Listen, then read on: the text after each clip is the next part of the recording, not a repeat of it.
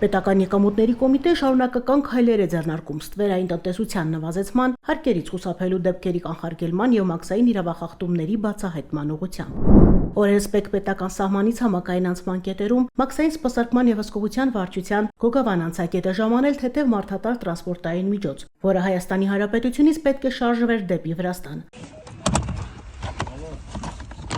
Մեքենան ենթարկվել է մաքսային զննության։ Տրանսպորտային միջոցի սրահի հետնամասի աջ եւ ձախ կողմերում գտնվող բաժակների համար նախատեսված պլաստմասե հարմարանքները ապամոնտաժելուց հետո հայտնաբերվել են մաքսային հսկողությունից թաքցված ապրանքներ, ոսկենման եւ արծաթանման մետաղներից պատրաստված զարդեր։ Արտահանման նպատակով թաքցված զարդերի ընդհանուր քաշը կազմել է 3 կիլոգրամ 319 գրամ, որից 540 գրամը ոսկենման մետաղից են եղել, իսկ 2779 գրամը սպիտակ ոսկու կամ արծաթի նմանվող մետաղից։ Դեպքի առնչությամբ կազմվել է մաքսային կանոնների խախտման վերաբերյալ արձանագրություն։ Պետական եկամուտների կոմիտեի տեղեկատվության եւ հասարակայնության հետ կապերի բաժին։